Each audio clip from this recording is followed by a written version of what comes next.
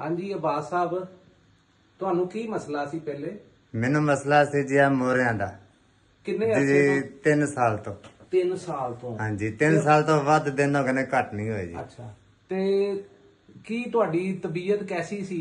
ਮੇਰੀ ਤਬੀਅਤ ਉਦੋਂ ਐਸੀ ਸੀ ਕਿ ਮੈਂ ਜਾਨੀ ਕਿ ਮੇਰੀਆਂ ਲੱਤਾਂ ਕੰਮ ਨਹੀਂ ਸੀ ਕਰਦੀਆਂ। ਹਾਂ ਮੈਂ 2-3 ਵਾਰੀ ਡਿੱਗ ਵੀ ਪਿਆ ਸਾਂ। ਮੇਰੀ ਸੱਟ ਐ ਲੱਗੀ ਜੇ, ਸੱਟ ਐ ਉਧਰ ਉਹ ਵੀ ਸੱਟ ਲੱਗੀ ਜਦ ਐ ਵੇਖੋ ਨਾ, ਇਹ ਕੋਨੀ ਤੇ ਵੀ ਲੱਗੀ ਜੇ ਸੱਟ, ਹਾਂ ਹੈ ਜੇ ਨਾ। ਹਾਂਜੀ ਹਾਂਜੀ ਇਹ 2 ਵਾਰੀ 3 ਵਾਰੀ ਮੈਂ ਐਸੇ ਕੋਲੋਂ ਮੈਂ ਡਿੱਗ ਪਿਆ ਸੀ। ਇਹ ਲੱਤ ਮੇਰੀ ਝੁਕੀ ਨਹੀਂ ਸੀ ਜਾਂਦੀ ਹਾਂ। ਤੇ ਮੈਂ ਜਾਨੀ ਕਿ ਠੇਡਾ ਲੱਗਦਾ ਕੁਛ, ਮੈਂ ਡਿੱਗ ਪੈਂਦਾ ਸੀ। ਅੱਛਾ ਅੱਗੇ ਨਾਲ ਅੱਲਾ ਦੀ ਰਹਿਮਤ ਹੋ ਗਈ ਹੈ ਮੈਨੂੰ, ਮਾਸ਼ਾਅੱਲਾ ਠੀਕ ਹੋ ਗਿਆ।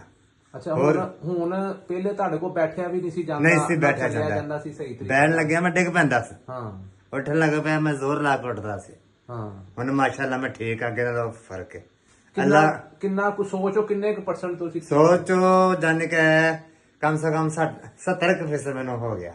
ਅੱਛਾ ਹਾਂਜੀ। ਸਾਡੇ ਸੈਸ਼ਨ ਨਾਲ ਤੁਹਾਨੂੰ ਹੁਣ ਅੱਲਾ ਦੀ ਰਹਿਮਤ ਹੋਈ ਹੈ। ਅੱਲਾ ਦੀ ਰਹਿਮਤ ਹੋ ਗਈ ਹੈ। ਹਾਂਜੀ।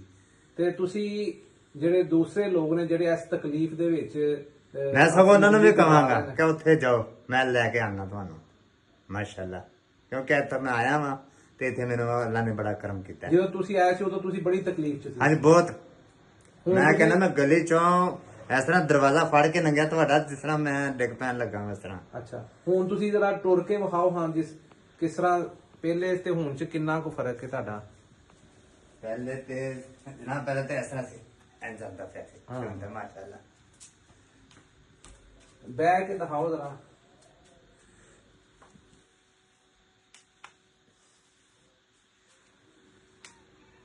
ਪਹਿਲੇ ਤੁਸੀਂ ਬਹਿ ਖਲੋ ਨਹੀਂ ਸੀ ਸਕਦੇ? ਮੈਂ ਪਹਿਲੇ ਇੱਥੇ ਐਂਡ ਪੈਂਦਾ ਸੀ, ਹਾਂ ਠੀਕ ਹੈ ਨਾ, ਤੇ ਫਿਰ ਐਸਾ ਇਸ ਤਰ੍ਹਾਂ। ਹੁਣ ਦਰਦ ਤੇ ਨਹੀਂ ਹੈਗੀ ਹੁਣ ਬਿਲਕੁਲ? ਦਰਦ ਨਹੀਂ ਹੈਗੀ, ਬਾਕੀ ਥੋੜੀ ਜੀ ਦਰਦ ਹੈ। ਦੱਸੋ ਕਿਉਂ? ਹਾਂਜੀ ਖਿਚਾਓ ਦਾ। ਉਹ ਵੀ ਇਨਸ਼ਾਅੱਲਾ ਤਾਲਾ ਇੱਕ ਸੈਸ਼ਨ ਤੁਹਾਡਾ ਹੋਰ ਹੋਏਗਾ। ਹਾਂਜੀ ਫਿਰ ਮਾਸ਼ਾਅੱਲਾ ਠੀਕ ਹੋ ਜਾਏਗਾ, ਕਿਉਂਕਿ ਉਮੀਦ ਬੜੀ ਗੱਲ ਹੈ ਘਰ ਦੀ ਮੈਨੂੰ। ਨਾਲ ਥੋੜੀ ਦਵਾਈ ਖਾਓ, ਪੱਠਿਆਂ ਦੀ ਕਮਜ਼ੋਰੀ ਹਾਂਜੀ ਸਹੀ ਇਹ ਵੇਖੋ ਨਾ, ਇਹ ਹੁਣ ਇਸ ਤਰ੍ਹਾਂ ਨਹੀਂ ਉੱਠਣਾ ਪੈ ਰਿਹਾ, ਹੁਣ ਇਸ ਤਰ੍ਹਾਂ ਹੀ ਉੱਠਣਾ ਪੈ ਰਿਹਾ। ਹਾਂਜੀ ਕੀ ਬਾਤ। ਅੱਲਾਹ ਤਾਲਾ ਤੁਹਾਨੂੰ ਸਿਹਤ ਤੰਦਰੁਸਤੀ ਦੇਗੀ। ਬਾਕੀ ਅੱਲਾ ਦੀ ਰਹਿਮਤ, ਅੱਲਾਹ ਪਾਕ ਨੂੰ ਦੁਆ ਕਰਨੇ ਆ। ਲੋਕੀ ਕਹਿੰਦੇ ਸੀ ਕਿ ਇਹਦੀ ਦਰਦ ਨਹੀਂ ਜਾ ਸਕਦੀ, ਲੇਕਿਨ ਅੱਲਾਹ ਪਾਕ ਨੇ ਬੜਾ ਆਸਾਨ ਕੀਤਾ, ਬੜਾ ਕਰਮ ਕੀਤਾ ਮਾਲਕ ਨੇ। ਮੈਂ ਤਾਂ ਬੜਾ ਖੁਸ਼ ਹਾਂ ਇਸ ਚੀਜ਼ ਤੇ। ਮੈਂ ਤੁਹਾਨੂੰ ਕਿਹਾ ਸੀ ਇਨਸ਼ਾਅੱਲਾ ਜੋ ਤੁਸੀਂ ਇੱਥੋਂ ਜਾਓਗੇ ਨਾ ਤੇ ਅੱਲਾਹ ਦੀ ਰਹਿਮਤ ਨਾਲ ਬਿਲਕੁਲ ਸਹੀ ਹੋ ਕੇ ਜਾਓਗੇ। ਇਹ ਮੇਰੀ ਲੱਤ ਕੀਤੀ ਸੀ ਤੁਸੀਂ? ਮੈਂ ਕਹਿੰਦਾ ਜੀ ਇਹ ਲੱਤ ਮੇਰੀ, ਜਦੋਂ ਮੈਂ ਆਇਆ ਤੁਹਾਨੂੰ ਕਿਹਾ ਨਾ, ਮੈਂ ਕਿਹਾ ਮੇਰੀ ਲੱਤ ਨਹੀਂ ਕੰਮ ਕਰਦੀ। ਮੈਂ ਘਰਦਿਆਂ ਨੂੰ ਵੀ ਕਿਹਾ, ਮੈਂ ਕਿਹਾ ਮੇਰੀ ਇਹ ਲੱਤ ਕੰਮ ਨਹੀਂ ਕਰਦੀ ਪਈ ਅੱਜ। ਇੱਥੋਂ ਇੰਜ ਮੈਂ ਜਾਨ ਕੇ ਇੱਥੋਂ